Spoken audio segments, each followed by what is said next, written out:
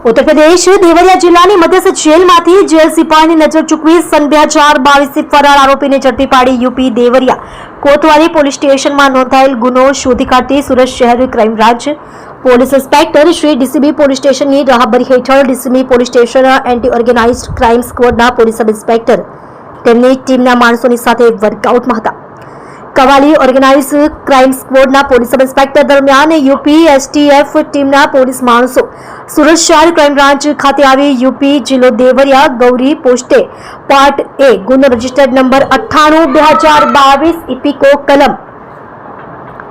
363, 366, 376 તથા POCSO act સન 2012 ની કલમ 3-4 મુજબના કામે દેવરિયા મધ્યસ્થ જેલ ખાતે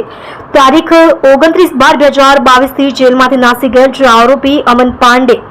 ઉપેન્દ્ર પાંડે ઉંમર વર્ષ 23 રહે બરઈપુર પોસ્ટે રામપુર કારખાના જિલ્લો દેવરિયા યુપીના વિરુદ્ધ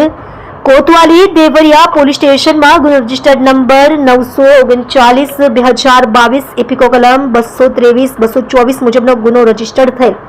જે ગુનામાં આરોપી નાસ્તો ફરતો હોય જે અંગે આરોપી વિરુદ્ધમાં સીઆરપીસી કલમ 70 મુજબનું વોરંટ મેળવવામાં આવેલ હોય જે આરોપી અમન પાંડે હાલમાં સુરત શહેર ખાતે હોવાની માહિતીના આધારે યુપી એસટીએફ ટીમ તપાસમાં આવતા તેમની મદદમાં અત્રેના ડીસીબી પોલીસ સ્ટેશનના એન્ટી ઓર્ગેનાઇઝ્ડ ક્રાઇમ સ્ક્વોડના પોલીસ માણસો રહી ખાનગી બાતમીદારો થકી તથા ટેકનિકલ સોર્સના આધારે નાસ્તા ફરતા આરોપી અમન પાંડે ઉપેન્દ્ર પાંડે ઉંમર વર્ષ 23 ધંધો ડાઇનિંગ પ્રિન્ટિંગ અને સાડી ફોલ્ડિંગનો રહે પ્લોટ નંબર 24 શિવશક્તિ સોસાયટી પુષ્પાનગરની બાજુમાં ભાટેના ઉધના સુરત શહેર મૂળ વતન ગામ બરઈપુર પોસ્ટે રામપુર કારખાના જિલ્લો દેવરિયા નાઓને